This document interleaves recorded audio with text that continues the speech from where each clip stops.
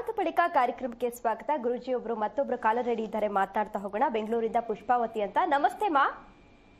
ನಮಸ್ತೆ ಮೇಡಮ್. ಯಾರ ಬಗ್ಗೆ ಕೇಳಬೇಕಿತ್ತು? ನನ್ನ ಮಗಳ ಬಗ್ಗೆ ಕೇಳಬೇಕಾಗಿತ್ತು. ತಮ್ಮ ಮಗಳದು ನಕ್ಷತ್ರ ಹೇಳ್ಬೋದಾ? ಪೂರ್ವಾಷಾಢ ನಕ್ಷತ್ರ. ಪೂರ್ವಾಷಾಢ ನಕ್ಷತ್ರ. ಓಕೆ ಗುರುಜಿ ಮಾತನಾಡಿ. ಹಲೋ ಹಲೋ, ನಮಸ್ತೆ ಗುರುಜಿ. ನಾರಾಯಣ, ಏನ್ ಮಾಡ್ತಿದ್ದಾಳೆ ಮಗಳು? ಮಗಳು ಕೆಲ್ಸಕ್ಕೆ ಹೋಗ್ತಾ ಇದ್ದಾಳೆ ಗುರುಜಿ. ಎಷ್ಟು ವಯಸ್ಸು? ಈಗ 28 ವರ್ಷ ಗುರುಜಿ. ಏನಾಗ್ಬೇಕಿತ್ತು? ಮದ್ವೆ ಕೇಳ್ಬೇಕಾಗಿತ್ತು. ಮದ್ವೆ ಯಾವಾಗ ಆಗುತ್ತೆ? ಇನ್ನೊಂದು ಪ್ರಯತ್ನ ಮಾಡ್ತಾ ಇದ್ದೀವಿ, ಎಲ್ಲೂ ಸೆಟ್ ಆಗ್ತಾ ಇಲ್ಲ. ಪ್ರಯತ್ನ ಮಾಡ್ತಾ ಇದ್ದೀವಿ ಅಂದ್ರೆ ಏನ್ ಹುಡುಗನ ಹುಡುಕ್ತಾ ಇದ್ದೀವಿ ಅಂತನಾ? ಹುಡುಗ ಸಿಕ್ಕಿದ್ರು ಸೆಟ್ ಆಗ್ತಾ ಇಲ್ಲ ಅಂತನಾ? ಹುಡುಗ ಸಿಕ್ಕಿದ್ದಾರೆ, ಅದ್ರದ್ದು ಸೆಟ್ ಆಗ್ತಾ ಇಲ್ಲ, ಹುಡುಕ್ತಾ ಇದ್ದೀವಿ. ಅಲ್ಲ, ಹುಡುಗ ಸಿಕ್ಕದ್ಮೇಲೆ ಸೆಟ್ ಆಗ್ತಾ ಇಲ್ಲ ಅಂದ್ರೆ ನಿಮಗ್ ಸೆಟ್ ಆಗ್ತಾ ಇಲ್ವಾ? ಹುಡುಗನಿಗೆ ಹುಡುಗಿ ಸೆಟ್ ಆಗ್ತಾ ಇಲ್ವಾ? ಅಂದ್ರೆ ಜಾತಕ ಏನು ಕೂಡಿ ಬರ್ತಾ ಇಲ್ಲ ಗುರುಜಿ. ಒಂದ್ 2-3 ತೋರ್ಸಿದ್ವಿ, ಅದು ಜಾತಕ ಕೂಡಿ ಬಂದಿಲ್ಲ. ನಿಮ್ ಮದ್ವೆಯಾಗ ಎಷ್ಟು ವರ್ಷ ಆಯ್ತು? ನಮ್ದು 30 ವರ್ಷ ಆಯ್ತು ಗುರುಜಿ. 30 ವರ್ಷ? 31 ವರ್ಷ ಆಯ್ತು ಗುರುಜಿ. ಹೌದು. ಇವಳು ಚಿಕ್ಕ ಹುಡುಗಿ, ದೊಡ್ಡವಳಿಗೆ ಮದ್ವೆ ಆಯ್ತು. 1.5 ವರ್ಷ ಆಯ್ತು ಅವಳಿಗೆ ಮದ್ವೆ ಆಗಿ. ಓಕೆ. ಅವಳ ಹೆಸರೇನು? ಅವಳ ನಕ್ಷತ್ರ ಏನು? ಇದು ನಯನ ಅಂತ, ಅನುರಾಧ ನಕ್ಷತ್ರ ದೊಡ್ಡವಳ್ದು. ಇವಾಗ ಕೇಳ್ತಾ ಇರೋದು ಭಾರ್ಗವಿ ಅಂತ. ಓಕೆ, ಆಯ್ತು ಆಯ್ತು ಆಯ್ತು ಆಯ್ತು. ಈಗ ನೀವು ಮದುವೆ ಮಾಡ್ಕೊಂಡಾಗಿಂದ ಆರಾಮಾಗಿ ನೆಮ್ಮದಿಯಾಗಿ ಕಾಲ ಕಳೆದಿದ್ದೀವಿ ಅಂತನಾ, ಏನೋ 50-50 ಇದೀನಿ ಅಂತನಾ? ಆರಾಮಾಗೆ ಇದ್ದೀನಿ ಗುರುಜಿ, ಆತರ ಏನಿಲ್ಲ. ಆರೋಗ್ಯ, ದುಡ್ಡು, ಕಾಸು ಎಲ್ಲ ನೆಮ್ಮದಿಯಾಗಿದೆ? ಪರವಾಗಿಲ್ಲ ಗುರುಜಿ. ಮೇಲೇನೂ ಇಲ್ಲ, ಕೆಳಗಡೆನಿಲ್ಲ, ಮಧ್ಯಮದಲ್ಲಿ ಇದ್ದೀವಿ. ಓಕೆ. ಸೊ ಈಗ ವಿಷಯಕ್ಕೆ ಬರೋದೇ ಆದ್ರೆ, ನಿಮ್ಮ ಯಜಮಾನ್ರಿಗೆ ಇದೆಲ್ಲ ನಂಬಿಕೆ ಇದೆಯಾ? ನಮ್ಮ ಯಜಮಾನ್ರು ಇಲ್ಲ ಗುರುಜಿ. ಅದೇನಪ್ಪ, ಹೋಗ್ಲಿ, ಇದ್ದಾಗಲೇ ನಂಬಿಕೆ ಇತ್ತಾ? ಇತ್ತು ಗುರುಜಿ. ಏನ್ ನಂಬಿಕೆ ಅಂದ್ರೆ ಹೇಗೆ? ನಂಬಿಕೆ ಅಂದ್ರೆ ಯಾವ್ದ್ರ ಮೇಲೆ ನಂಬಿಕೆ? ದೇವ್ರ ಮೇಲೆ ನಂಬಿಕೆ ಇತ್ತು ಗುರುಜಿ. ದೇವ್ರ ತಗೊಂಡು ಏನ್ ಮಾಡ್ಕೊತೀರಾ? ದೇವ್ರ ಮೇಲೆ ನಂಬಿಕೆ ತಗೊಂಡು ಏನ್ ಮಾಡ್ತೀರಾ? ನಿಮ್ ದೇವ್ರ ಮೇಲೆ ನಂಬಿಕೆ ಇಟ್ರೆ ಏನಾಗತ್ತೆ ನಿಮ್ಗೆ? ದೇವ್ರ ಮೇಲೆ ನಂಬಿಕೆ ಯಾತಕ್ ಬೇಕು? ದೇವ್ರು ಹೇಳಿಲ್ವಲ್ಲ ನನ್ನ ಮೇಲೆ ನಂಬಿಕೆ ಇಡು ಅಂತ. ಮದುವೆ ಮಾಡ್ಕೊಳ್ಳೋದಿಕ್ಕೆ ಮಾಡ್ಕೊಳ್ಳುವಂತ ವಿಚಾರ. ಮೋಸ ಮಾಡಿಲ್ಲ, ನಾವು ಚೆನ್ನಾಗಿ ಇದ್ದೀವಿ ಅನ್ನೋದೊಂದು ನಂಬಿಕೆ ಇತ್ತು. ಓಕೆ. ಎಷ್ಟು ವಯಸ್ಸು, ಎಷ್ಟು ವರ್ಷ ಆಯ್ತು ನಿಮ್ಮ ಯಜಮಾನ್ರು ಹೋಗಿ? 5.5 ವರ್ಷ ಆಯ್ತು ಗುರುಜಿ. ಎಷ್ಟು ವರ್ಷ ದಾಂಪತ್ಯದಲ್ಲಿ ಕಾಲ ಕಳೆದ್ರಿ ನೀವು? 26. ಸಾಕಾ ದಾಂಪತ್ಯದ ಸುಖ? 26 ವರ್ಷ ಸಾಕಾ? ಎಲ್ಲಿ ಗುರುಜಿ, ಇಲ್ಲ. ಮತ್ತೆ ಹೇಳಿದ್ರಲ್ಲ ನೀವು ಭಾರಿ ಚೆನ್ನಾಗಿದ್ದು ಅಂತ. ನೋಡಿ ಎಷ್ಟು ಮಟ್ಟಿಗೆ ಅರ್ಥ ಮಾಡ್ಕೊಂಡಿದ್ದೀರಾ. ಅಲ್ಲರಿ, 100 ವರ್ಷ ಬಾಳಿ ಬದುಕಿ ಅಂತ ಭಗವಂತ ಕಳಿಸಿದರೆ 26 ವರ್ಷಕ್ಕೆ ದಾಂಪತ್ಯ ಮುರಿದಿಟ್ಕೊಂಡು ಚೆನ್ನಾಗಿದ್ದು ಅಂತ ಒಪ್ಕೋತಿರಲ್ಲ. ಇದನ್ನು ಒಪ್ಪಿಕೊಂಡು ಮಕ್ಕಳ ತಲೆ ಮೇಲೆ ಕಲ್ಲಾಗ್ತಾ ಇದ್ದೀರಲ್ಲ, ಎಷ್ಟು ಮಟ್ಟಕ್ಕೆ ಸರಿ? ನೀವು ಎಷ್ಟು ಕೆರೆ ನೀರು ಕುಡಿಬೇಕೋ ಗೊತ್ತಿಲ್ಲ ಈ ಮಗಳು ಮದುವೆ ಮಾಡ್ಬೇಕಾರೆ. ಪೂರ್ವಾಷಾಢಕ್ಕೆ ಮದುವೆನೇ ಮಾಡೋಕ್ಕಾಗಲ್ಲ, ಅದ್ರಲ್ಲಿ ಕುಂಡ್ಲಿ ಮ್ಯಾಚಿಂಗ್ ಕೇಳಕ್ಕೆ ಹೋಗ್ತಾ ಇದ್ದೀರಾ. ಅದ್ಯಾರು ಕಿತ್ತೋದವ್ರು ನಿಮ್ಗೆ ಹೇಳ್ಕೊಟ್ಟಿದ್ದಿದ್ದಲ್ಲ ಏನಮ್ಮ? ಪೂರ್ವಾಷಾಢಕ್ಕೆ ಮದುವೆ ಇದೆಯೇನಮ್ಮ? ಅದಕ್ಕೆ ಮದುವೆ ಮಾಡ್ಕೊಳ್ಳೋದೇ ಕಷ್ಟ. ಕುಂಡ್ಲಿ ನೋಡಿದ್ರೆ ಮದುವೆನೇ ಆಗಲ್ಲ. ಕುಂಡ್ಲಿ ಮ್ಯಾಚಿಂಗ್ ಬೇರೆ, ಹೆಂಗದು? ಯಾರು ನಿಮ್ಗೆ ಹೇಳ್ಕೊಟ್ಟಿದ್ದು ವಿಷಯನ? ಇಲ್ಲಿ ದೇವಸ್ಥಾನ, ಮನೆ ಹತ್ರ ಇರೋ ದೇವಸ್ಥಾನದಲ್ಲಿ ಕೇಳಿದ್ವಿ. ಅಮ್ಮ ನಿಜವಾಗ್ಲೂ ಹೇಳ್ತೀನಿ, ಶಾಸ್ತ್ರಗಳ ಹತ್ರ ಯಾಕ್ರಿ ಹೋಗ್ತೀರಾ ಮಕ್ಕಳ ತಲೆ ಮೇಲೆ ಕಲ್ಲಾಕಕ್ಕೆ? ಅದೇ ಗಣಕೂಟ ಚೆನ್ನಾಗಿ ಬರುತ್ತಾ ಅಂತ ಕೇಳಕ್ ಹೋಗಿದ್ವಿ. ನಿಮ್ಮಂತ ದಡ್ರಿಗೆ ನಾನೇನು ಹೇಳಕ್ಕಾಗಲ್ಲಮ್ಮ. ಎಲ್ಲಮ್ಮ ಐತೆ ಗಣಕೂಟ? ಗಣಕೂಟ ಅಂದ್ರೆ ಏನಮ್ಮ ಗೊತ್ತೇನಮ್ಮ ನಿಂಗೆ? ಇಲ್ಲ ಗುರುಜಿ. ಪುರೋಹಿತನ್ನೇ ಕೇಳು ಗಣಕೂಟ ಏನು ಅಂತ, ಅವನೇ ಹೇಳಕ್ ಗೊತ್ತದ, ಹೇಳ್ತೀನಿ ನೋಡೋಣ. ಅವನ್ನೇ ಕೇಳು. ಯಾವುದು ಇವೆಲ್ಲ ಶಾಸ್ತ್ರಗಳಲ್ಲಿ ಗಣಕೂಟ ಅಂತೆ. ಈಗ ನೀವು ಕೇಳ್ಬಿಟ್ಟು ಗಣಕೂಟ ಮಾಡ್ಕೊಂಡು ಯಾಕೆ 20 ವರ್ಷ ಕಟ್ಟಾಯ್ತು? ಹಿಂಗೆ ತಾನೇ ಇವೆಲ್ಲ ಮಾಡಿರೋ ಮದುವೆ, ಹಿಂದೇನೂ ಹಂಗೆ ಮಾಡಿರೋದು, ಈಗಲೂ ಅಂತವರೇ ಮಾಡ್ತಾ ಇರೋದು, ಹೌದು ತಾನೆ? ಮತ್ತೆ ಯಾಕೆ ನಂಬ್ತಿದ್ಯಾ ಅದನ್ನ? ನನ್ನ ಮದುವೆಯ ಜೀವನ 25 ವರ್ಷಕ್ಕೆ ಎಂಡ್ ಆದಮೇಲೆ ಶಾಸ್ತ್ರ ಕೇಳೋದ್ರಲ್ಲಿ ಎಷ್ಟು ಅರ್ಥ ಇದೆ, ಅವ್ರು ಹೇಳೋದನ್ನು ಒಪ್ಕೊಳ್ಳೋದು ಎಷ್ಟು ಅರ್ಥ ಇದೆ, ನಿಮ್ಗೆ ಯಾಕೆ ಇನ್ನೂ ಪ್ರಜ್ಞೆ ಬಂದಿಲ್ಲ? ಇದು ಏನಮ್ಮ ಇಷ್ಟೊಂದು ಅನ್ಯಾಯ ಬದುಕ್ತೀರಾ ನೀವು? ಯಾವನೋ ಹೇಳಿ ಕಿವಿ ಹೂ ಮಿಡಿಸೋದನ್ನ ಕೇಳ್ಕೊಂಡು ಅವನಿಗೆ ಮದುವೆ ಮಾಡಿ ಅಂತ ಹೇಳೋದನ್ನ ಅವನು ಹೇಳೋದಕ್ಕೆ ನಿಮ್ಮ ಮಕ್ಳಿಗೆ ಮದುವೆ ಮಾಡ್ತಿರಲ್ಲ, ಅವನಿಗೆ ಹೇಳಕ್ಕೆ ಅಧಿಕಾರ ಕೊಟ್ಟವನು ಯಾವನು ಹೇಳು? ಒಬ್ಬ ಪುರೋಹಿತನ ಆದವನಿಗೆ ಮದುವೆ ಮಾಡಿ ಅಂತ ಹೇಳಕ್ಕೆ ಅಧಿಕಾರ ಕೊಟ್ಟವನು ಯಾವನು?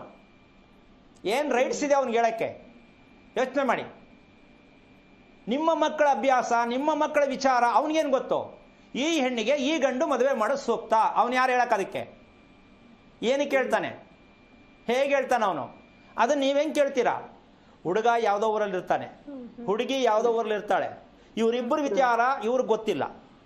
ಈಗ ಇವ್ರು ಹುಡುಗನ ಹುಡುಕ್ತಾ ಇರ್ಬೇಕಾರೆ ಹುಡುಗನ ಮನೆ ವಿಷಯ ಇವ್ರಿಗೆ ಗೊತ್ತಿಲ್ಲ. ಎಷ್ಟೊತ್ತಿಗೆ ಹೋಗಿ ಹುಡುಗ ರಾತ್ರಿ ಬಂದು ಮಲ್ಕತಾನೆ, ಬೆಳಗ್ಗೆ ಎಷ್ಟೊತ್ತು ಕೇಳ್ತಾನೆ, ಅಭ್ಯಾಸ ಬೇಕಲ್ಲ. ಈಗ ಗೊತ್ತಿಲ್ಲ. ಈಗ ಈ ಹುಡುಗಿ ದಿನಚರಿ ಹುಡುಗನ ಮನೆಯವ್ರಿಗೆ ಗೊತ್ತಿಲ್ಲ.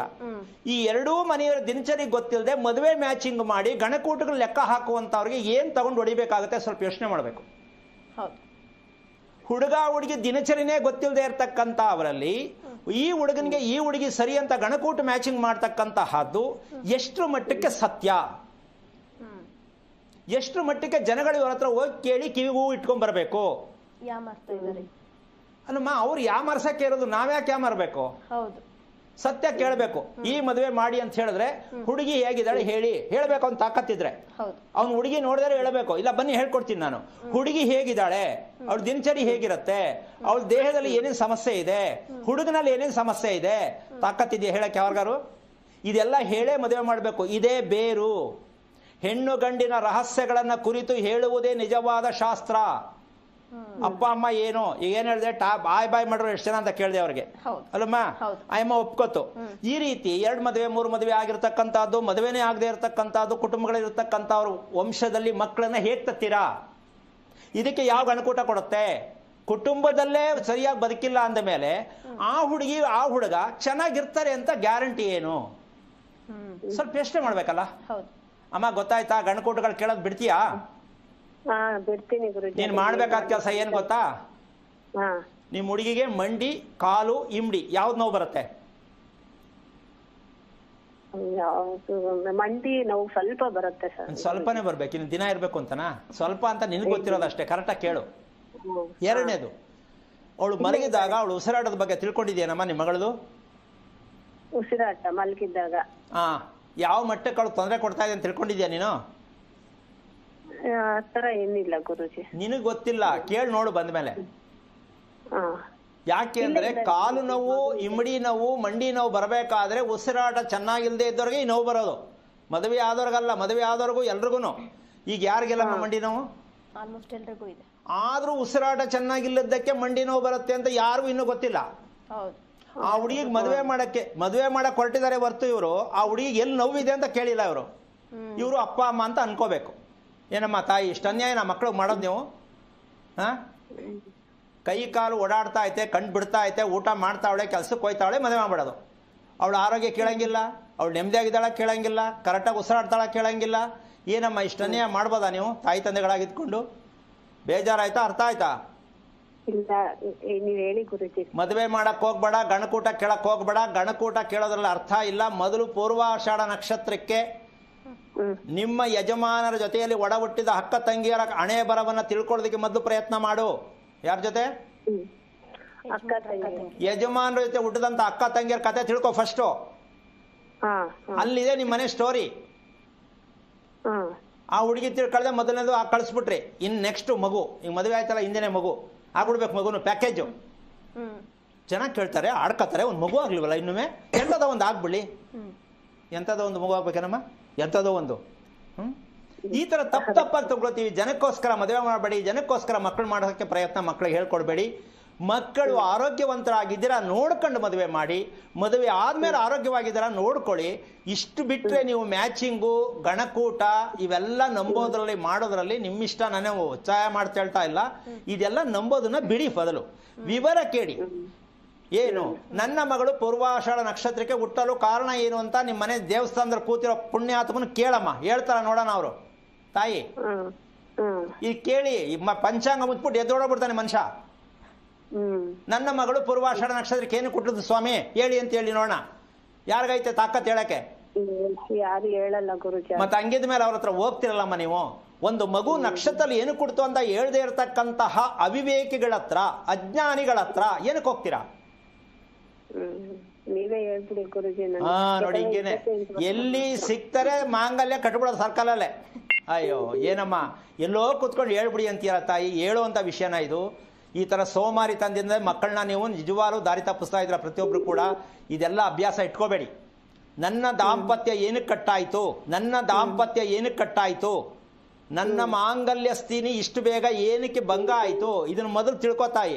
ಈ ಕರ್ಮ ತೊಳಿದೇನೆ ನೀನು ಕನ್ಯಾದಾನ ಮಾಡಿದ್ರೆ ಆ ಹುಡುಗಿ ತಲೆ ಮೇಲೆ ಏನಕ್ಕೆ ಒಂದು ಹಾಕ್ಬಿಟ್ಟಿದ್ಯಾ, ಇನ್ನೊಂದಕ್ಕೆ ಏನಕ್ಕೆ ಹಾಕ್ತೀಯಾ? ಈ ಸತ್ಯ ತಿಳ್ಕೊ ಫಸ್ಟು. ನಿನ್ನ ದಾಂಪತ್ಯ ಏಕೆ ಮುಟಕಾಯಿತು ಈ ತಿಳ್ಕೊಳ್ಳದೆ ನೀನು ಶಾಸ್ತ್ರ ಕೇಳಿದ್ರೆ ನಾಳೆ ಆ ಮಕ್ಕಳು ಪಾಪ ನೀನು ಕಣ್ಣಲ್ಲಿ ನೋಡೋದು ಬೇಡ. ಒಳ್ಳೇದಾಗಲಿ, ಧೈರ್ಯವಾಗಿರು. ಓಕೆ, ಧನ್ಯವಾದಮ್ಮ ಕರೆ ಮಾಡಿದ್ದಕ್ಕಾಗಿ. ಈಗ ಮತ್ತೊಬ್ರು ಕಾಲರ್ ರೆಡಿ ಇದ್ದಾರೆ, ಕಡೂರಿಂದ ಕೃಷ್ಣಮೂರ್ತಿ ಅಂತ. ನಮಸ್ತೆ ಸರ್. ನಮಸ್ಕಾರ ಮೇಡಮ್ ಅವರೇ. ಯಾರ ಬಗ್ಗೆ ಕೇಳಬೇಕಿತ್ತು? ಮೇಡಮ್ ನಮ್ಮ ಬಗ್ಗೆ ಮೇಡಮ್ ಅವರೇ, ಒಂದು ಮನೆ ಕಟ್ತಾ ಇದೀವಿ. ಓಕೆ, ನಕ್ಷತ್ರ ಹೇಳಿ. ಮೇಡಮ್ ನಮ್ದು ರೋಹಿಣಿ ನಕ್ಷತ್ರ, ಮಿಥುನ ರಾಶಿ ನಮ್ದು. ಗುರುಜಿ ಇದ್ದಾರೆ, ಮಾತನಾಡಿ ಸರ್. ಹಲೋ ಸರ್ ನಮಸ್ಕಾರ ಸ್ವಾಮೀಜಿ. ನಾರಾಯಣ, ಏನು ಓದಿದ್ಯಾ ಅಣ್ಣ? ಸ್ವಾಮಿ ನಾವು ಓದಿಲ್ಲ ಸ್ವಾಮಿ, ಮನೆಯಲ್ಲಿ ರೈತರು ಸ್ವಾಮಿ. ತುಂಬಾ ಒಳ್ಳೇದಾಯ್ತು. ಓದಿರೋ ನಾನು ಸ್ವೀಕಾರ ಮಾಡಿ ಫಸ್ಟ್ ಕ್ಲಾಸ್ ಸನ್ಮಾನ ಮಾಡ್ತೀನಿ. ಸ್ವಾಮಿ ನಮ್ಮ ಮಿತ್ರ ಶತ್ರಿಗೆ ಮನೆ ಕಟ್ತೀವಿ ಸ್ವಾಮಿ. ಇಬ್ಬರ ಗಂಡು ಮಕ್ಕಳು ಬೀಳ್ತಲ್ಲ ಏಟಲ್ಲಿ. ಸರಿ ಹೇಳಿ. ಇಬ್ಬರ ಗಂಡು ಮಕ್ಕಳು ಒಬ್ಬರು ಮನೆ ಕಟ್ತೀವಿ, ಹೊಸ ಮನೆ ಒಬ್ಬರಿಗೆ. ಹಾ, ಅದು ಸ್ವಾಮಿ ಆಯ ಮಾಡ್ಸಿರೋದು 21, 29ಕ್ಕೆ. ಯಾವ್ದು 29, ಯಾವ್ದು 21?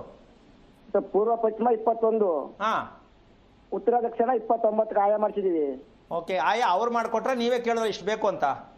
ಇಲ್ಲ ಸ್ವಾಮಿ, ಅವರೇ ಮಾಡ್ಕೊಡ್ರಿ ಸ್ವಾಮಿ. ಇವರೇ ಒಬ್ಬರು ಐನಾರದ ನಮ್ಮ ಸ್ವಾಮಿಗಳು, ಅವ್ರು ಕೇಳಿ ಸ್ವಾಮಿ. ಓಕೆ, ಮನೆ ಮಾಡಾಯ್ತಾ? ಇಲ್ಲ ಸ್ವಾಮಿ, ಲಿಂಕ್ ಲೆವೆಲ್ ಬೇಕು ಸ್ವಾಮಿ, RC ಲೆವೆಲ್ಗೆ. ಯಾವುದು ರಸ್ತೆ ಸೈಟ್ಗೆ? ಉತ್ತರ ಭಾಗ ರಸ್ತೆ ಸ್ವಾಮಿ. ಉತ್ತರದ ರಸ್ತೆನಾ? ಉತ್ತರ ರಸ್ತೆ ಸ್ವಾಮಿ. ಬಾಗಿಲು? ಉತ್ತರ ಭಾಗ ಸ್ವಾಮಿ. ಯಾವುದು ಬಾಗಿಲು? ಉತ್ತರ ಬಾಗಿಲು. ಉತ್ತರಕ್ಕೆ ಬಾಗಿಲು, ಉತ್ತರಕ್ಕೆ ರಸ್ತೆ. ಉತ್ತರಕ್ಕೆ ರಸ್ತೆ ಸ್ವಾಮಿ. ಮೆಟ್ಲು ಹಾಕಿದ್ದೀರಾ? ಇನ್ನು RC ಲೆವೆಲ್ ಬಂದಿತ್ತು ಮನೆ. ಅಲ್ಲ, ಮೆಟ್ಲು ಹಾಕ್ತಿರ್ತಾನೆ. ಆಗ್ತದೆ ಸ್ವಾಮಿ. ಎಲ್ಲ ಹಾಕ್ತೀರಾ ಮೆಟ್ಲನ್ನ? ಅದೇ ಸ್ವಾಮಿ, ಒಂದು ವರಿಕೆ ಅದು ಸ್ವಲ್ಪ ಉದ್ದ, ಈಗ 63 ಉದ್ದ ಬೈತಿ. ಹಾ, ಆಯ ಬಿಟ್ಟು ಸ್ವಾಮಿ, ಒಟ್ಟು ಟೋಟಲ್ ಇರೋದು 63, 66, 21. ನಾನು ಕೇಳ್ತಿರೋದು ಏನು ಅಂದ್ರೆ, ನೀವು ಈಗ ಕಟ್ಟಿರೋ ಮನೆಗೆ, ನೆಂಟ್ಲ ಲೆವೆಲ್ಗೆ ಬಂದಿರೋ ಮನೆಗೆ ಮೆಟ್ಲು ಹಾಕ್ತೀರಾ ಇಲ್ವಾ ಅಂತ ಕೇಳಿದೆ. ಮೆಟ್ಲು ಹಾಕ್ತೀವಿ ಸ್ವಾಮಿ, ಮೆಟ್ಲು ಹಾಕ್ತೀವಿ. ಸಾಯ್ತಾ? ಇಲ್ಲ ಸ್ವಾಮಿ, ಇನ್ನು ಹಾಕಿಲ್ಲ, ಹಾಕ್ಬೇಕು. ಎಲ್ಲಿ ಹಾಕ್ಬೇಕು ಅಂತ ಐಡಿಯಾ ಮಾಡಿದ್ದೀರಾ? ಅದೇ ಉತ್ತರ ಬಾಗಿಲಿಗೆಲ್ಲ ಬಾಗಲ್ತಾರ, ಪೂಜಾ ಬಾಗಲ್ತಾರ. ಅದು ನೀವೇ ತಿಳ್ಕೊಂಡಿದ್ದ, ಐನೋರು ಹೇಳಿದ್ದ? ಸ್ವಾಮಿ ಇಲ್ಲ, ಐನಾರು ಕೇಳಿದ್ವು, ಉತ್ತರ ಭಾಗಕ್ಕೆ ಹಾಕ್ರಿ 3 ಮೆಟ್ಲ ಅಂದ್ರು. ಹಾ, ಎಂತ ಗಣಪಂಡಿತನ ಹತ್ರ ಹೋಗಿದ್ದೀರಿ ನೀವು ಅಂದ್ರೆ. ಅಲ್ಲ ರೀ, ಐನೋರುಗಳಿಗೆ ಪಂಚಾಂಗ ಹೇಳೋರು, ಪೂಜೆ ಮಾಡೋರಿಗೆ ಮನೆ ಕಟ್ಟೋದು ಗೊತ್ತೇನ್ರಿ? ಅದೇ ಸ್ವಾಮಿ, ಗೊತ್ತಿಲ್ಲ ನಾವು ಓದಿಲ್ಲ. ಒಂದ್ ನಿಮಿಷ ಏನ್ ಹಿಂಗ್ ಓಡ್ತಾ ಇದ್ರಲ್ಲ ನೀವು? ಪೂಜೆ ಮಾಡೋರಿಗೆ ಮನೆ ಕಟ್ಟೋದು ಗೊತ್ತಾ? ಇಲ್ಲ ಸ್ವಾಮಿ. ಮತ್ತೆ ಏನಕ್ಕೆ ಹೋಗ್ತೀರಾ ಅವ್ರ ಹತ್ರ? ಗೊತ್ತಿಲ್ಲ ಸ್ವಾಮಿ. ಅಲ್ಲಪ್ಪ, ನಿಮ್ಗೇನ್ ಮನೆ ಕಟ್ಟಬೇಕು ದುಡ್ಡು ಏನಾದ್ರು ಫ್ರೀ ಬಿದ್ದಿದ್ಯಾ ಮನೆ ರೋಡಲ್ಲಿ? ಇಲ್ಲ ಸ್ವಾಮಿ, ಕಟ್ಟಿರೋದು ಮನೆ ಆಯ ಹಾಕೊಂಡಿರ್ತಕ್ಕಂಥದ್ದನ್ನೇ ಅವ್ರಿಗೆ ಯಾವ ಮಟ್ಟಿಗೆ ಕೇಳಬೇಕು ಪದಗಳು ನನಗೆ ಗೊತ್ತಿಲ್ಲ. ಉತ್ತರ ದಕ್ಷಿಣ ಜಾಸ್ತಿ ಇದ್ರೆ ಏನಾಗತ್ತೆ ಗೊತ್ತಾ? ತಲೆ ಮೇಲೆ ಕೈ ಇಟ್ಕೊಂಡು ಯಾರಿಗ ಹಾರ್ಟ್ ಅಟ್ಯಾಕ್ ಆಗತ್ತೆ ಅಂತ ಯೋಚನೆ ಮಾಡಕ್ ಮನೆ ಕಟ್ತಾ ಇದ್ದೀರಾ. ಕೇಳಿ ಅಯ್ಯಪ್ಪನ್ ಗೊತ್ತಾ? ನಿಮಗೆ ಪುರೋಹಿತ ಹೇಳ್ಕೊಟ್ನಲ್ಲ, ಉತ್ತರ ದಕ್ಷಿಣಕ್ಕೆ ಮನೆ ಕಟ್ಟಿದ್ರೆ ಮನೆಯಲ್ಲಿರೋರು ಏನಾಗ್ತಾರೆ ಅಂತ ಕೇಳಿ ಅವನು ಗೊತ್ತಾ? ಕೇಳಿ ಫಸ್ಟ್ ಹೋಗಿ ನೀವು. ಈ ತರ ತಪ್ಪು ಮಾಡಿ ನಮ್ಮ ದೇಶ ಏನಕ್ಕೆ ಬೆಂಕಿ ಇಕ್ತೀರಾ ಹಿಂಗೆಲ್ಲ ಹೇಳಿ ಗೊತ್ತಿಲ್ಲ ಅಂದ್ರೆ ಬಾಲ ಮುಚ್ಕೊಂಡು ಸುಮ್ಮನಿರಿ. ಜನಗಳಿಗೆ ಯಾಕೆ ತಪ್ಪು ಮಾಹಿತಿ ಕೊಡ್ತೀರ ಅಂತ ಕೇಳಿ. ನಿಮ್ಗೆ ಈಗ ಗೊತ್ತಾಗಲ್ಲ, ಮೆಟ್ಲು ಹಾಕಕ್ ಹೋಗ್ಬೇಡಿ. ಅಲ್ಲಿ ನಿಜವಾಗ್ಲೂ ನೀವು ತಿಳ್ಕೊಬೇಕು ಅನ್ನೋ ಆಸಕ್ತಿ ಇದ್ರೆ ಆ ಮನೆ ಅಳತೆ ತಗೊಂಡು ಬಂದು ಇನ್ನು ಉಳಿಕೆ ಜಾಗ ಎಷ್ಟಿದೆ ಅದೆಲ್ಲ ತಗೊಂಡು ತಿಳ್ಕೊಳಕ್ ಪ್ರಯತ್ನ ಮಾಡಿ, ಹಾಕಕ್ ಹೋಗ್ಬೇಡಿ. ಮುಂದಕ್ಕೆ ಒಂದ್ ನಿಮಿಷ ಮತ್ತೆ ಅದನ್ನೇ ಮಾತಾಡ್ತಿಲ್ಲ. ಅದ್ ಏನಾಯ್ತೋ ಬರ್ಕೊಳ್ಳಿ. ಮನೆ ಅಳತೆ ಪ್ಲಾನ್ ಇದ್ರೆ ಪ್ಲಾನ್ ತಗೊಳ್ಳಿ, ಅಳತೆ ತಗೊಳ್ಳಿ, ಬನ್ನಿ ಹೇಳ್ಕೊಡ್ತೀನಿ. ಸರಿಯಾದ ರೀತಿಯಲ್ಲಿ ತಿಳ್ಕೊಂಡು ಮೆಟ್ಲು ಹಾಕಿ ಮನೆಯನ್ನ ಸರ್ ಮಾಡ್ಕೊಳಕ್ ಪ್ರಯತ್ನ ಮಾಡಿ. ದಯವಿಟ್ಟು ಹೇಳ್ತೀನಿ ತಿಳ್ಕೊಳ್ಳಿ. ಮತ್ತೆ ತಪ್ಪ ಮೇಲೆ ತಪ್ಪು ಮಾಡ್ಕೊಂಡೆ ಅನುಭವಿಸೋರಿ ನೀವು. ನಾನು ನಿಮ್ಮನ್ನ ಒತ್ತಾಯ ಮಾಡ್ತಾ ಇಲ್ಲ ತಿಳ್ಕೊಳ್ಳೋಣ, ಏನೋ ಕರೆ ಸಿಕ್ಕೈತೆ, ಭಗವಂತ ನಮ್ಗೆ ದಾರಿ ಕೊಟ್ಟಿದ್ದೇನೆ ಅಂತ ತಿಳ್ಕೊಳ್ಳೋಕೆ ಪ್ರಯತ್ನ ಮಾಡಿ. ಒಳ್ಳೇದಾಗಲಿ. ಓಕೆ, ಧನ್ಯವಾದ ಸರ್ ಕರೆ ಮಾಡಿದ್ದಕ್ಕಾಗಿ. ಗುರುಜಿ, ನಾವಾಗಲೇ ಸೂರ್ಯ ದೇವನ ಬಗ್ಗೆ ಮಾತನಾಡ್ತಿದ್ವಿ. ನೀವು ದೇವರಿಗೆ ಯಾರು ಪ್ರಿಯ, ಯಾರು ಇಷ್ಟ ಇಲ್ಲ ಅಂತ ಹೇಳ್ತಾ ಇದ್ರಿ. ಮೊದಲು ನಾವು ಸೂರ್ಯ ದೇವನಿಗೆ ಪೂಜೆ ಮಾಡಬೇಕು ಅಂತ ಹೇಳಿದ್ರಿ. ಸೂರ್ಯ ದೇವನ ಆರಾಧನೆ ಹೇಗಿರ್ಬೇಕು? ಇಲ್ಲಿ ನಾವು ಸೂರ್ಯನಿಗೆ ಆರಾಧನೆ ಮಾಡ್ತಕ್ಕಂಥದ್ದು ನಮ್ಮ ಕೈಯಲ್ಲಿಲ್ಲ. ಅವ್ರನ್ನ ಮೊದಲು ಎಲ್ಲಿ ಕೂರಿಸ್ಕೋಬೇಕು ಅಂತ ತಿಳ್ಕೋಬೇಕು. ಸೂರ್ಯ ದೇವನ ಗೆಸ್ಟೇ ಬಂದಿಲ್ಲ, ಏನ್ ಸ್ವೀಟ್ ಮಾಡ್ಲಿ ಅಂದ್ರೆ, ಯಾರು ಗೆಸ್ಟೇ ಇಲ್ಲ, ಸ್ವೀಟ್ ಮಾಡ್ಕೊಂಡು ಏನ್ ಮಾಡಿ ಟೇಸ್ಟ್ ಅಂದ್ರೆ ವಿಚಾರ ಇಷ್ಟೇ. ಈಗ ಕಾರ್ಯಕ್ರಮದಲ್ಲಿ ನಾನು ಪ್ರತಿಯೊಬ್ಬರಿಗೂ ಮನೆ ಬಗ್ಗೆನೇ ವಿವರಣೆ ಕೊಡ್ತಾ ಇದ್ದೀನಿ. ಹೌದು. ಹೌದಾ? ಹೌದು. ಈ ಮನೆಗೆ ಮುಖ್ಯವಾಗಿರ್ತಕ್ಕಂತಹ ಅತಿ ಮುಖ್ಯವಾಗಿರ್ತಕ್ಕಂಥ ಸ್ವತಂತ್ರ ಗ್ರಹ ಯಾರಿಗೂ ತಲೆಬಾಗದೆ ಇರ್ತಕ್ಕಂಥ ವಿಚಾರ ಹೆಣ್ಣು ಮಕ್ಕಳಿಗೆ ಇದ್ದಾಗ ಮನೆ ಏನಾಗತ್ತೆ ಅನ್ನೋ ಉದಾಹರಣೆ ಕೊಟ್ಟೆ. ಅದು ಗಂಡಸರಿಗೂ ಆಗ್ಬೋದು, ಹೆಂಗಸರಿಗೂ ಆಗ್ಬೋದು. ನಾನು ಅಂತಕ್ಕಂಥದ್ದು ಯಾರಲ್ಲಿಲ್ಲ, ಎಲ್ಲರಲ್ಲೂ ಇದೆ ಅಂತ ಹೇಳೋದು ಬೇಡ, ಕೆಲವರಲ್ಲಿ ಇರುತ್ತೆ.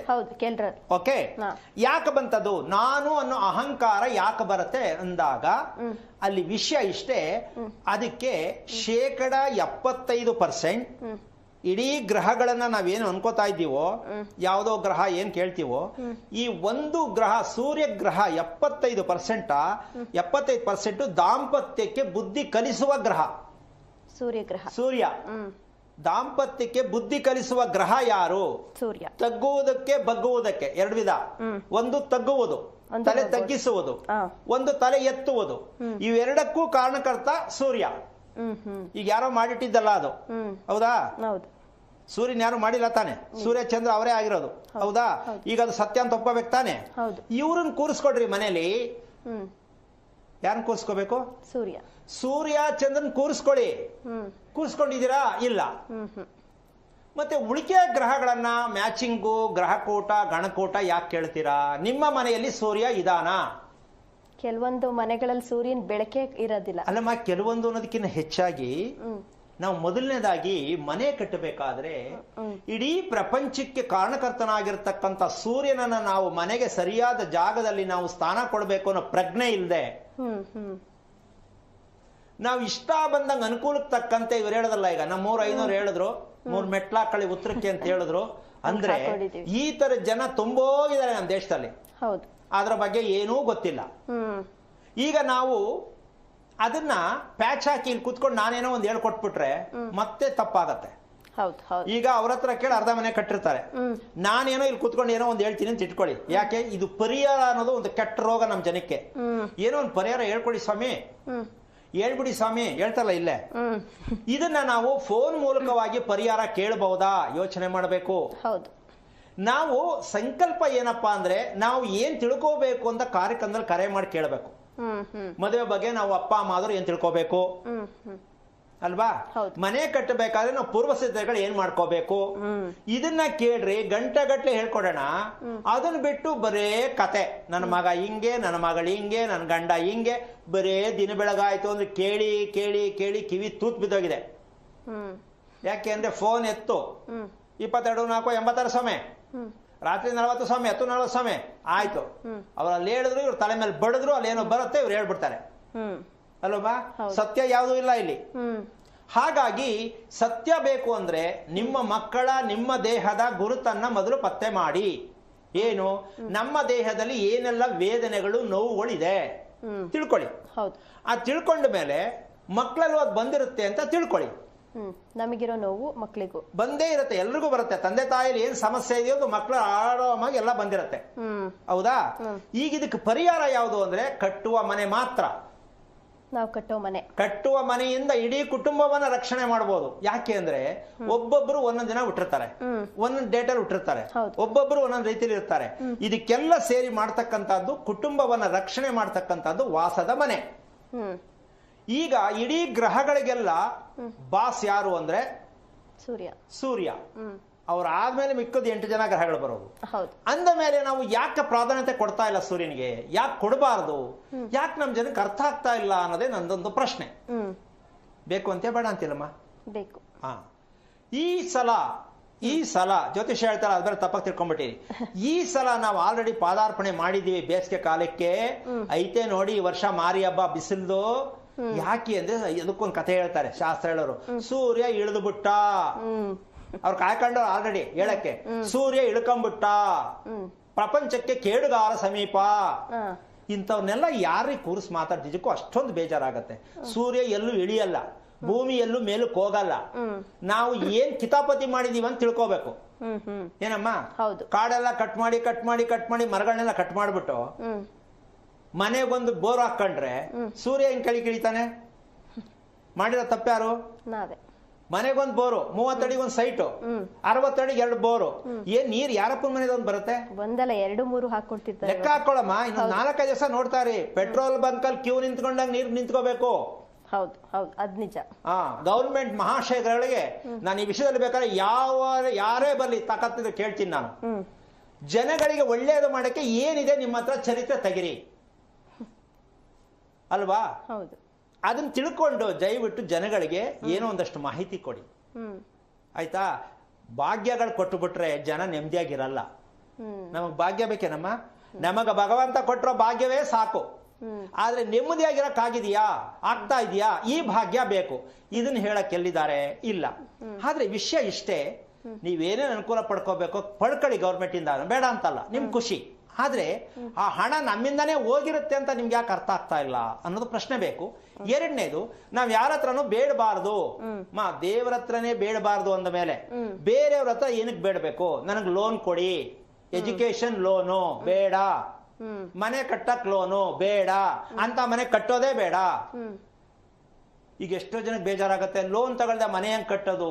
ಸಾಲ ತಗೊಂಡು ಮನೆ ಕಟ್ಟೋದು, ಮನೆಯನ್ನ ಅಡ ಇಟ್ಟಂಗೆ, ಮೊದಲೇ ಮನೆ ಅಡ ಇಟ್ಟಾಗ ಆ ಮನೆ ನಿನ್ಗೆ ದೈವ ಶಕ್ತಿ ಎಲ್ಕೊಡುತ್ತೆ. ಈಗ ಪೇಪರ್ ತಗೊಂಡು ಅಡ ಇಡಬೇಕು ಬ್ಯಾಂಕ್ ಅಲ್ಲಿ. ಹೌದು. ಈಗ ಅಡ ಇಟ್ಟ ಮೇಲೆ ಮನೆ ಹೆಂಗ್ ಸ್ವಂತ ಆಗತ್ತೆ ನಿಂದು? ಇಲ್ಲ. ಇಂಥ ಬಗಟ್ಟಿಗೆ ಮನೆ ಕಟ್ಟಬೇಕಾ? ಅಯ್ಯೋ ಸ್ವಾಮಿ, ಜನಗಳ ಒಂದು ಮನೆ ಕಟ್ಕೋಬಾರ್ದ? ಅನುಭವಿಸಿ, ಯಾರು ಬೇಡ ಅಂತಾರೆ. ಯಾಕೆ ಮಾತು ಹೇಳ್ತೀನಿ? ಭಗವಂತ ಮನೆ ಕಟ್ಟುವ ಯೋಗ ನಿನ್ನಲ್ಲಿ ಕೊಟ್ಟಿರೋದು ಆದ್ರೆ ನಿನ್ನ ಹತ್ರ ದುಡ್ಡು ಬೇಡ, ಜಮೀನು ಬೇಡ, ಕೆಲಸ ಬೇಡ, ವಿದ್ಯೆ ಬೇಡ, ಪೂಜೆ ಬೇಡ, ಟಕ ಟಕ ಅಂತ ಸಾಂಕ್ಷನ್ ಮಾಡ್ಬಿಡ್ತಾನೆ. ಇದ್ದರೆ ಪೂರ್ವ ಪುಣ್ಯ ಸ್ಥಾನ ಅಂತ ಇದಕ್ಕೆ ಯೋಗ ಇದ್ರೆ. ಪೂರ್ವ ಪುಣ್ಯ ಸ್ಥಾನ. ಒಳ್ಳೆ ಹೆಂಡತಿ ಸಿಕ್ಬೇಕು, ಸಿಕ್ಬಿಡ್ತಾಳೆ, ನೀನ್ ಹುಡ್ಕೋದೇ ಬೇಡ. ಒಳ್ಳೆ ಮಗು ಹುಟ್ಟಬೇಕು, ಒಳ್ಳೆ ಸೈಟ್ ಸಿಗಬೇಕು, ಒಳ್ಳೆ ರೀತಿ ಮನೆ ಕಟ್ಟಬೇಕು, ಒಳ್ಳೆ ಇಂಜಿನಿಯರ್ ಸಿಗಬೇಕು, ಒಳ್ಳೆ ಪುರೋಹಿತರು ಸಿಗಬೇಕು. ಇವೆಲ್ಲ ನಿಮ್ಮ ಪೂರ್ವ ಪುಣ್ಯ ಸ್ಥಾನ ಇದ್ರೆ ಮಾತ್ರ. ಇಲ್ಲ ಅಂದ್ರೆ ಸಿಕ್ತವ್ರ ಕಡೆ ಹೋಗಿ ಕೇಳ್ಕೊಂಡು ತಲೆ ಮೇಲೆ ಕಲ್ಲು ಹಾಕೊಂಡು ಜೀವನ ಎಲ್ಲ ಅನುಭವಿಸ್ಬೇಕಾಗತ್ತೆ. ಪೂರ್ವ ಪುಣ್ಯ ಸ್ಥಾನ. ಅದಕ್ಕೆ ನಾನು ಹೇಳ್ತೀನಿ, ಯೋಗ ಯೋಗ್ಯತೆ ಯಾಕೆ ಹೇಳ್ತಾ ಇದ್ದೀನಿ ಅಂದ್ರೆ, ಯೋಗ್ಯತೆ ನಾನು ಬಳಸಬಾರ್ದು, ಆದ್ರೂ ನಿಮ್ಗೆ ಸ್ವಲ್ಪ ಚುರುಕನ್ಲಿ ಅಂತ ಇದು ಹೇಳ್ತಾ ಇದ್ದೀನಿ. ನಿಮ್ಮಲ್ಲಿ ಯೋಗ ಅನ್ನೋದು ಬಳಸ್ಬಿಟ್ಟಿದ್ದಾರೆ. ಇದು ಯಾರು? ಜ್ಯೋತಿಷ್ ಹೇಳೋರು. ನಿನಗೆ ಗಜಕೇಸರಿ ಯೋಗ ಬರ್ತದೆ, ಅವ್ರನ್ನೇ ಕೇಳಬೇಕು, ಅದು ಎಲ್ಲಿಂದ ಬರ್ತದೆ ತೋರಿಸು ಅಂತ. ಏನಮ್ಮ? ನಿನ್ಗೆ ಒಳ್ಳೆ ರಾಜಯೋಗ ಬರ್ತದೆ, ಆಮೇಲೆ ಮನೆ ಕಟ್ಟಿದ ರಾಜಯೋಗ ಇದೆ. ಇದೆಲ್ಲ ಸುಳ್ಳಿನ ಕಥೆಯನ್ನ ಕೇಳಿ ಕೇಳಿ ಕೇಳಿ ಜನಗಳಿಗೆ ಅದು ಎಷ್ಟು ಚೆನ್ನಾಗಾಯ್ತು ನಂಗೆ ಗೊತ್ತಿಲ್ಲ. ಇನ್ನೂ ಬೇಕಾಷ್ಟು ಚೆನ್ನಾಗಿದೆ ಈ ತರದವರು. ನನ್ಗೆ ರಾಜಯೋಗ ಯಾಕೆ ಬತ್ ನೋಡಿ ಸ್ವಾಮಿ, ಯಾವ ಮನೆ ಕಟ್ಟಿದ ರಾಜಯೋಗ ಇದೆ ಸ್ವಾಮಿ, ನಾನು ಬೈದೆ ಕಳಿಸ್ಬಿಡ್ತೀನಿ ಅವ್ರಿಗೆ. ಯಾಕೆ ಅಂದ್ರೆ ಎಲ್ರಿ ಐತೆ ರಾಜಯೋಗ? ರಾಜಯೋಗ ಅಂದ್ರೆ ಏನು? ನಿಮ್ಗೆ ಹೇಳ್ದೋನ್ ಇದನ್ನ ಅಂತ ಕೇಳಿದ ತಕ್ಷಣ ಎದ್ದು ಓಡೋಗ್ಬಿಡ್ತಾನೆ. ಯಾಕೆ ಅಂದ್ರೆ ರಾಜಯೋಗ ಯಾವುದು ಅಂದ್ರೆ, ನೀನ್ ಯಾವತ್ತು ನಿನ್ನನ್ನ ನೀನ್ ತಿಳ್ಕೊತೀಯೋ ಅದೇ ರಾಜಯೋಗ. ಏನಮ್ಮ? ನಾನು ಯಾರು, ನಾನು ಯಾರು ಅಂತ ತಿಳಿತೀಯಲ್ಲ, ಅವತ್ತಿಂದನೇ ಸ್ಟಾರ್ಟ್ ನೀನು. ಅದಕ್ಕೆ ಉತ್ತರ ಹೇಳ್ಬೇಕಂದ್ರೆ, ಹಗಲು ರಾತ್ರಿಗೆ ಅರ್ಥ ಗೊತ್ತಿದೆಯಾ ಅಂತ ಕೇಳ್ಬೇಕಾಗತ್ತೆ. ಹಗಲಿಗೆ ಅರ್ಥ ಏನು, ರಾತ್ರಿಗೆ ಅರ್ಥ ಏನು? ಹಗಲು ಎಂದರೇನು? ಜ್ಞಾನ. ಹಗಲು ಅಂದ್ರೆ ಜ್ಞಾನ. ಜ್ಞಾನ. ರಾತ್ರಿ ಎಂದರೇನು? ಪ್ರಕೃತಿ. ಈ ರಾತ್ರಿ ಪ್ರಕೃತಿ ಯಾಕೆ ಬಂತು? ಈ ಪ್ರಕೃತಿಯನ್ನ ಗಮನಿಸಿದಾಗ ಬೆಳಿಗ್ಗೆ ಜ್ಞಾನ ಸಿಗತ್ತೆ. ಏನು ಪ್ರಕೃತಿ? ಯಾವುದೇ ವ್ಯವಹಾರಗಳನ್ನ ಸೂರ್ಯ ಮುಳುಗಿದ ಮೇಲೆ ಮಾಡುವ ಹಾಗಿಲ್ಲ, ಊಟ ಮಾಡುವ ಹಾಗಿಲ್ಲ, ಮಾತಾಡುವ ಹಾಗಿಲ್ಲ, ಟಿವಿ ನೋಡುವ ಹಾಗಿಲ್ಲ, ಎಚ್ಚರಿಕೆಯಿಂದಿರುವ ಹಾಗಿಲ್ಲ. ಯಾವಾಗ? ಸೂರ್ಯ ಮುಳುಗಿದ ಮೇಲೆ. ಆ ಪ್ರಕೃತಿಯನ್ನ ಯಾರು ಅನುಭವಿಸ್ತಾರೆ, ಬೆಳಿಗ್ಗೆ ಎದ್ದ ತಕ್ಷಣ ಆಟೋಮೆಟಿಕ್ ಆಗಿ ಜ್ಞಾನೋತ್ಪತ್ತಿ ಆಗತ್ತೆ. ಇದನ್ನ ಸೆನ್ಸ್ ಅಂತಾರೆ ಇಂಗ್ಲಿಷ್ ಅಲ್ಲಿ. ಆಯ್ತಾ? ಇದು ಬೇಕು ಅಂತೀಯ, ಇಲ್ಲ ಅಂತೀಯ? ಈಗ ರಾತ್ರಿ ಎಲ್ಲ ನಿದ್ದೆಗೆಡಿಸ್ಬಿಟ್ಟು ಸೆನ್ಸ್ ಕೊಡಿಸ್ತೀವಿ ನಾವು ಮಕ್ಕಳಿಗೆ. ರಾತ್ರಿ ಎಲ್ಲ ನಿದ್ದೆಗೆಡಿಸಿ ಸೆನ್ಸ್ ಕೊಡಿಸ್ತಾ ಇದೀವಿ. ನಮಗೆ ಬೇಕಾಗಿರೋದು ಬದುಕಕ್ಕೆ ಯಾವುದು? ಸೆನ್ಸ್. ಈಗ ಯಾವ್ದ್ರಲ್ಲಿ ಬರ್ತಿದ್ದು? ನಿದ್ದೆಯಿಂದ ಬರುತ್ತೆ. ನಿದ್ದೆನೆ ಹಾಳು ಮಾಡಿ ಮಕ್ಕಳಿಗೆ ವಿದ್ಯಾಭ್ಯಾಸ ಕೊಟ್ಟು ಅವ್ರ ಜೊತೆ ನೀವು ನಿದ್ದೆಗೆಟ್ಕೊಂಡು ಲೋ BP IBP ಬರ್ಸ್ಕೊಂಡು ಬೇಕಾ ಇದು? ಇದಕ್ಕಿನ್ನ ನರಕ ಬೇಕಾ? ನಿಮ್ಮ ಮಕ್ಕಳನ್ನ ನೋಯಿಸೋದು, ಮಕ್ಕಳಿಗೆ ಬೈಯೋದು, ಮಕ್ಕಳಿಗೆ ದಂಡನೆ ಮಾಡೋದು, ಇವೆಲ್ಲವೂ ತಂದೆ ತಾಯಿಗಳಿಗೆ ನರಕ. ಯಾಕೆ ಅಂದ್ರೆ ಪ್ರತ್ಯಕ್ಷ ಮೂಲ ದೇವರು ಯಾವುದು ಅಂದ್ರೆ ನಿಮ್ಮ ಹೊಟ್ಟೆಯಲ್ಲಿ ಹುಟ್ಟಿರುವ ಮಗುವೇ ಪ್ರತ್ಯಕ್ಷ ದೇವರು ಅಲ್ವೇನಮ್ಮ? ಮಗು ಹುಟ್ಟಿದಾಗ ಅದಕ್ಕೆ ಏನೂ ಪ್ರಪಂಚ ಗೊತ್ತಿರಲ್ಲ. ಅಂತ ಅದ್ಭುತವಾದ ದೇವರನ್ನ ಪಡ್ಕೊಳ್ಳೋ ನೀವು ಆ ದೇವರನ್ನ ಎಷ್ಟು ಚೆನ್ನಾಗಿ ಸಾಕಿದಿರಾ ಸ್ವಲ್ಪ ಯೋಚನೆ ಮಾಡಿ. ಆ ಮಗುವನ್ನ ಎಷ್ಟು ಶಕ್ತಿವಂತನಾಗಿ ಸಾಕಿದಿರಾ ಯೋಚನೆ ಮಾಡಿ. ಹೆಣ್ಣಾಗ್ಲಿ ಗಂಡಾಗ್ಲಿ ಆ ಮಗು ಎಷ್ಟು ಚೆನ್ನಾಗಿ ನೆಮ್ಮದಿಯಾಗಿ ನಿದ್ದೆ ಮಾಡುತ್ತಾ ಯೋಚನೆ ಮಾಡಿ. ಬೇಡ, ಆ ಮಗು ಯೂರಿನ್ ಮೋಷನ್ ಕರೆಕ್ಟಾಗಿ ಹೋಗುತ್ತಾ ಯೋಚನೆ ಮಾಡಿ. ಯಾವ ತಂದೆ ತಾಯಿಗಳಾದ್ರೂ ಈ ಸತ್ಯವನ್ನ ತಿಳ್ಕೊಂಡ್ರೆ ಆ ಮಕ್ಕಳು ಸೇಫ್. ಆ ಮಕ್ಕಳಿಂದ ನೀವು ಸೇಫ್. ನಿಮಗೂ ಗೊತ್ತಿಲ್ಲ, ಸಮಯ ಪ್ರಜ್ಞೆ ಇಲ್ಲ, ಮಕ್ಕಳಿಗೂ ಸಮಯ ಪ್ರಜ್ಞೆ ಕೊಟ್ಟಿಲ್ಲ ಅಂದ್ರೆ ಇದೆಲ್ಲ ಹೇಳಿದ್ಮೇಲೆ ಇದೆಲ್ಲ ಇವರೊಬ್ಬರಿಗೆ ಮಾತ್ರ ಗೊತ್ತಾ, ಮಿಕ್ಕವ್ರು ಯಾರು ಗೊತ್ತಿಲ್ವಾ ಅಂತ ಎಷ್ಟೋ ಜನ ಅತಿ ಬುದ್ಧಿವಂತರು ಮಾತಾಡ್ಕೋತಾರೆ. ಈಗ ನಾನು ಹೇಳಿದ್ದಲ್ಲ, ಇವರೊಬ್ಬರಿಗೆ ಗೊತ್ತಿರೋದು ಯಾರು ಗೊತ್ತಿಲ್ವಾ, ಗೊತ್ತಿಲ್ಲ ಅನ್ನೋದನ್ನೇ ಗೊತ್ತಿರುವ ರೀತಿಯಲ್ಲಿ ಹೇಳ್ಕೊಡ್ತಾ ಇರೋದು. ಹೌದು, ಅದನ್ನ ತಿಳ್ಕೊಳ್ಳಿಲ್ಲ ಅಂದ್ರೆ ನನಗೇನು ಅಭ್ಯಂತರ ಇಲ್ಲ, ತಿಳ್ಕೋಬೇಕು ಅಂತ ನಾನೆಲ್ಲೂ ಹೇಳ್ತಾ ಇಲ್ಲ. ಇಷ್ಟಂತೂ ವಿಚಾರವನ್ನು ತಿಳಿಸಿದ್ದೀನಿ. ಯಾಕೆ ಅಂದ್ರೆ ನೀವು ಹಗಲು ರಾತ್ರಿಗೆ ಸತ್ಯ ತಿಳ್ಕೋಬೇಕು, ಸೂರ್ಯನನ್ನ ಯಾವ ರೀತಿಯಾಗಿ ನೀವು ಸ್ವೀಕಾರ ಮಾಡಬೇಕು, ಸೂರ್ಯ ಭಗವಂತನ ಅಂತಕ್ಕಂಥ ವಿಚಾರವನ್ನು ತಿಳ್ಕೊಳ್ಳೋದೆ ನಿಮ್ಮ ಮೂಲ ತತ್ವ ಸಿದ್ಧಾಂತ ಆಗಿರುತ್ತೆ ಅಂತ ಹೇಳ್ತಾ ಕಾರ್ಯಕ್ರಮ ಮುಗಿಸ್ತಾ ಇದ್ದೀನಿ. ಜೈ ಶ್ರೀರಾಮ್. ಓಕೆ, ಧನ್ಯವಾದ ಗುರೂಜಿ, ಕಾರ್ಯಕ್ರಮದಲ್ಲಿ ಭಾಗಿಯಾಗಿ ಹಲವಾರು ವಿಚಾರಗಳನ್ನ ತಿಳಿಸ್ಕೊಟ್ಟಿದ್ದಕ್ಕಾಗಿ. ನೋಡಿದ್ರಲ್ಲ ವೀಕ್ಷಕರೇ, ಇದಾಗಿತ್ತು ಈ ಹೊತ್ತಿನ ವಿಶೇಷ ಕಾರ್ಯಕ್ರಮ. ಮತ್ತಷ್ಟು ವಿಶೇಷ ಕಾರ್ಯಕ್ರಮಗಳಿಗಾಗಿ ನೋಡ್ತಾ ಇರಿ